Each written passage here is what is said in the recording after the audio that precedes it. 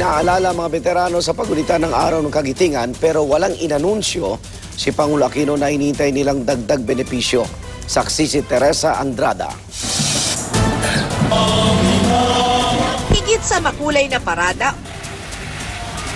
o sa pagsasadula ng mga naganap noong World War II sa bansa, sila pa rin ang bida ngayong Araw ng Kagitingan. Mga veterano kung tawagin, may edad na ngayon, pero noong panahon ng gyera, buong gilas na lumaban sa mga Hapon kasangga ng mga Amerikano. We commemorate the courage and sacrifice of 76,000 Americans and Filipinos who fought to defend this peninsula 73 years ago. Thank you. Maraming salamat po. Kasabay ng pagpupugay ang paghingi muli ng paumanhin ng Japan. I wish to express our heartfelt apologies and deep sense of remorse for all who have suffered during those fateful days. We all remember and never forget what happened here.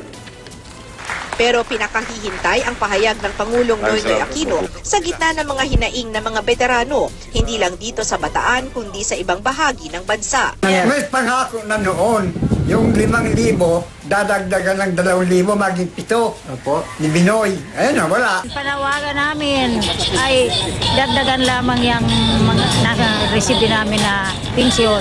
Nakulang sa napanggastos namin, panggamot, yung 5,000. Kaya kailangan na namin, ang tagal nang hinihintay namin.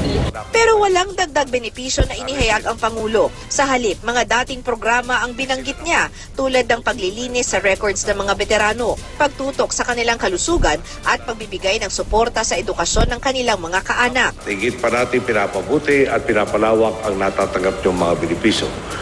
Pangunahin po natin tinututukan ang paglilinis at pagsasaayos ng listahan ng mga veteranong nakakatanggap ng ayuda sa ilalim ng Pensioners Revalidation Program.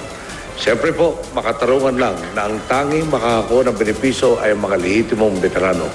At ang panukalang itaas sa 20,000 pesos ang 5,000 pesos nilang pensyon, nakabinbin pa rin sa Kongreso. Hindi dapat bago matapos.